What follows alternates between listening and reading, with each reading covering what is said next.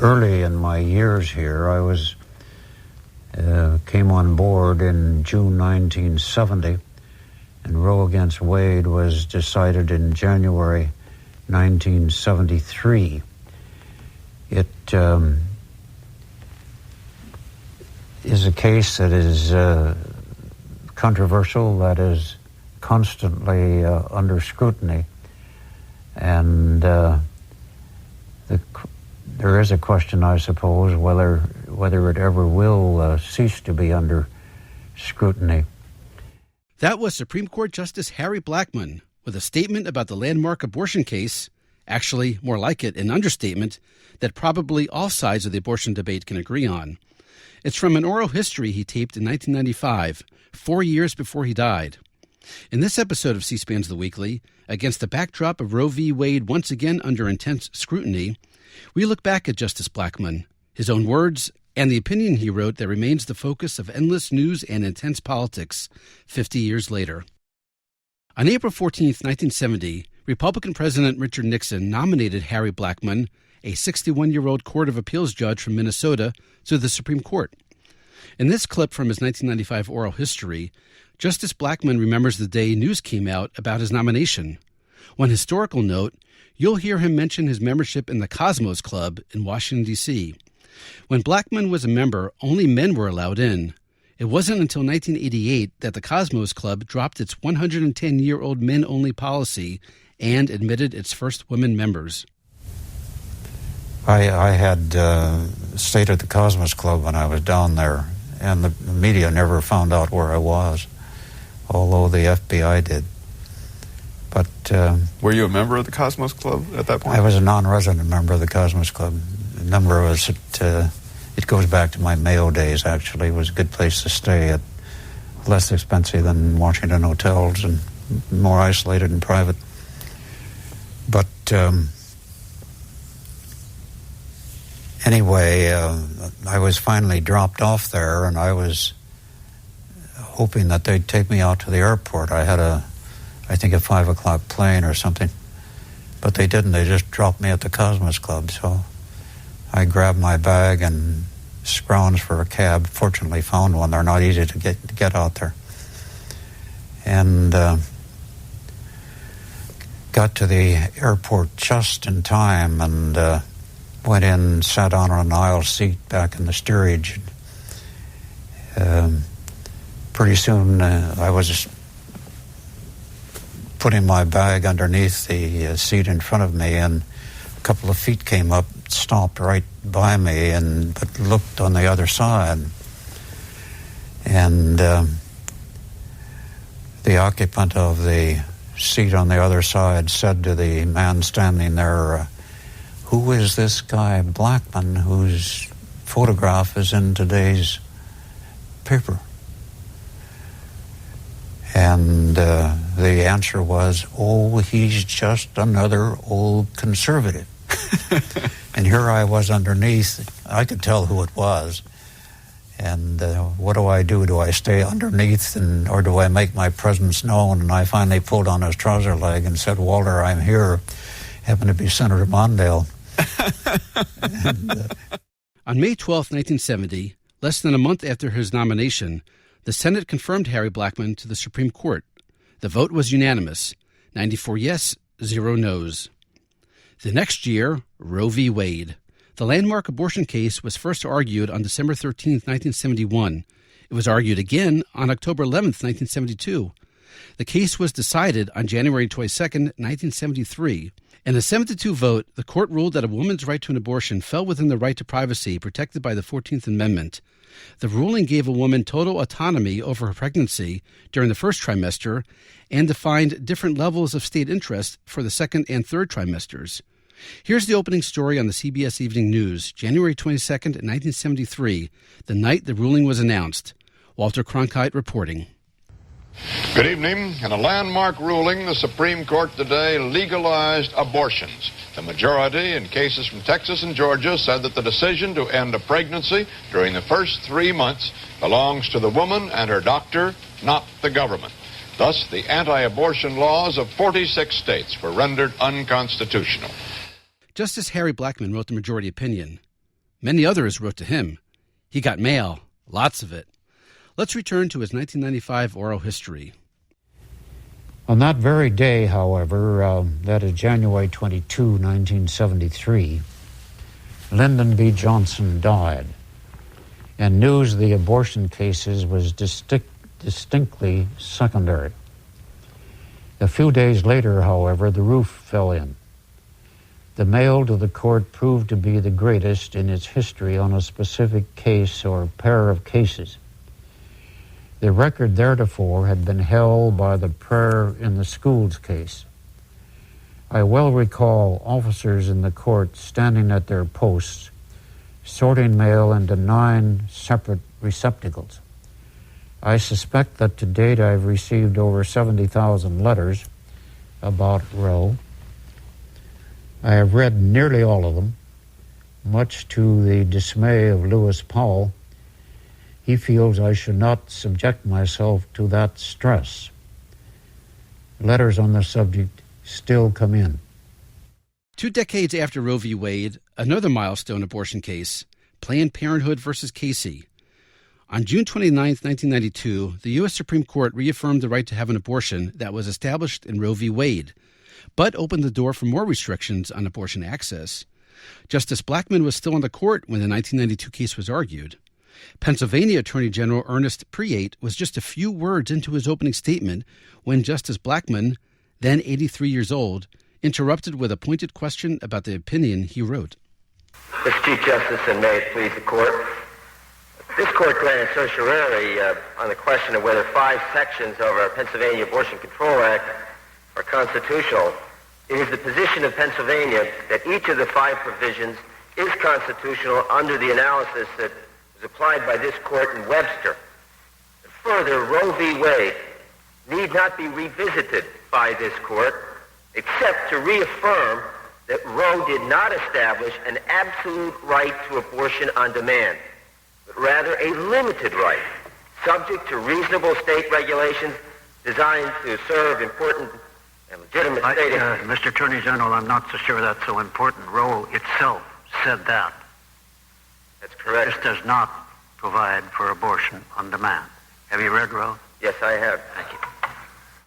Have you read Roe? Tough stuff. 2 years after the Planned Parenthood case, Justice Blackmun announced his retirement. On April 6, 1994, President Bill Clinton and Justice Blackmun appeared together in a press conference. A reporter asked about Roe v. Wade. Could you say a few words about the decision in Roe versus Wade and about why you think it's been important for women in this country, your continued commitment to it, and where you think the court might be headed on it? Well, I didn't come in here to indulge in a question and answer session, but I'll try to answer that. Roe against Wade hit me early in my tenure on the Supreme Court, and people forget that it was a 7-2 decision. They always typify it as a Blackmun opinion, but I'll say what I've said many times publicly. I think it was right in 1973, and I think it was right today. It's a step that had to be taken as we go down the road toward the full emancipation of women. On May 22, 1995, the National Abortion and Reproductive Rights Action League held a tribute for Justice Blackmun. He discussed his famous opinion. People so often ask me, you've been around an awfully long time, you've written a lot of opinions. Aren't there some you'd write differently today? And what about Roe against Wade? Would you write it that way again? So far as Roe against Wade is concerned, of course I'd write it exactly that way. There's one little half paragraph in it I might eliminate, but that went in at the request of another justice, and against my better judgment, I let it stay. But if I had it to do over again, I'd take those few sentences out and let the rest stay, and we'd carry on.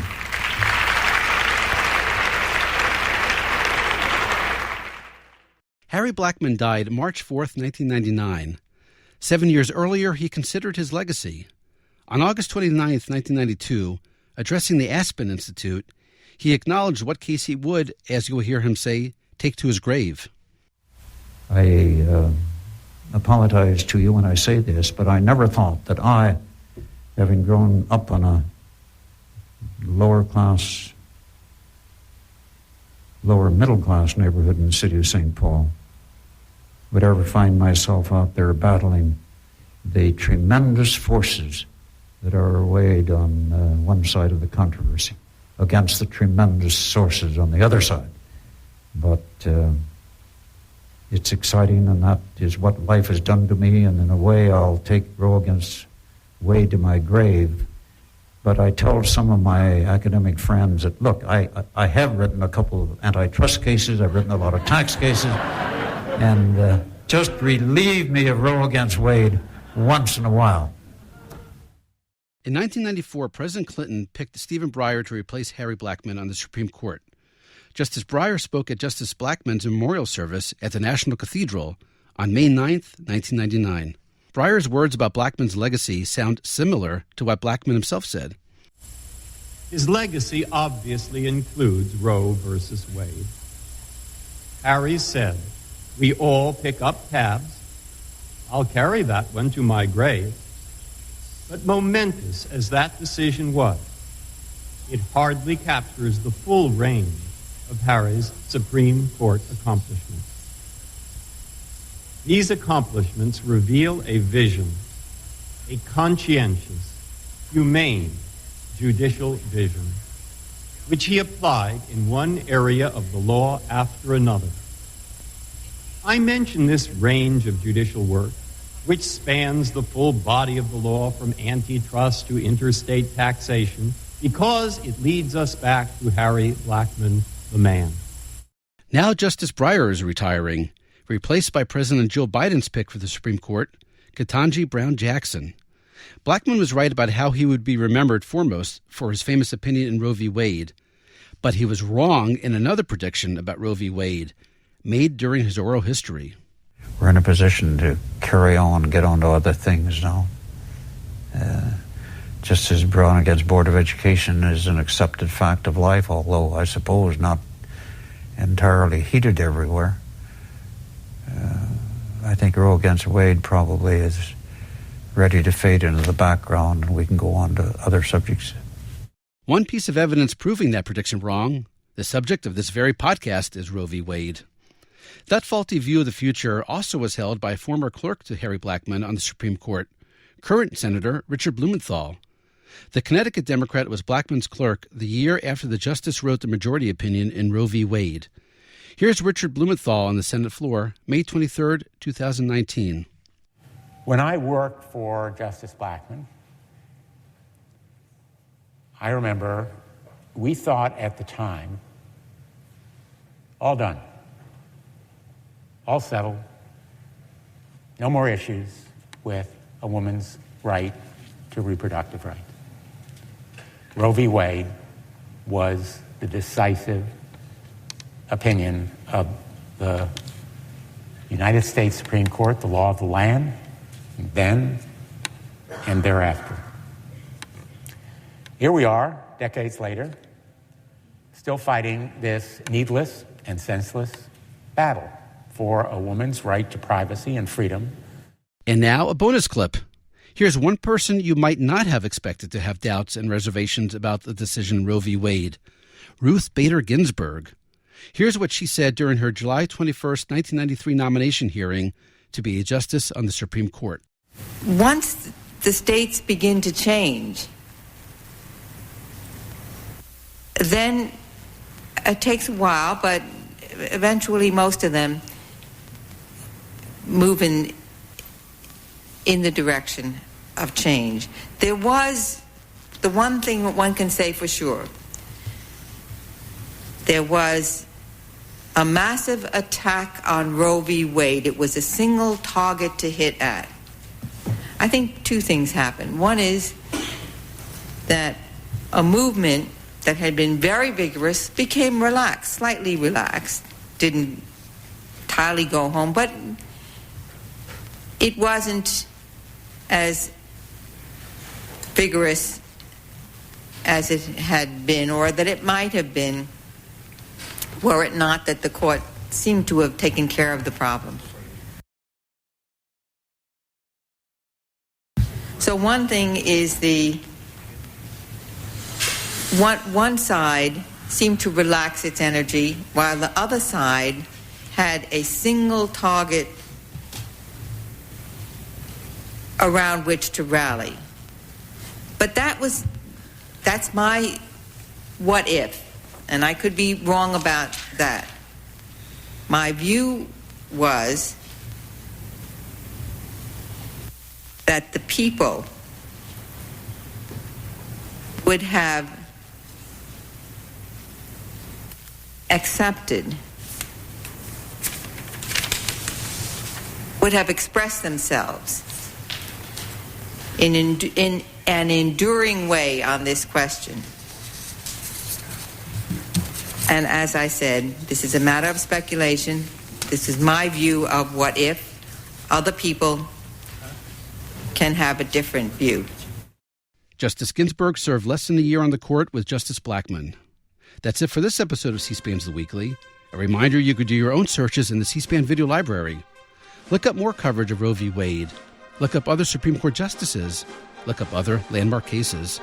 Just go to cspan.org and use the search bar on top. All for free. Thanks for listening, and happy searching.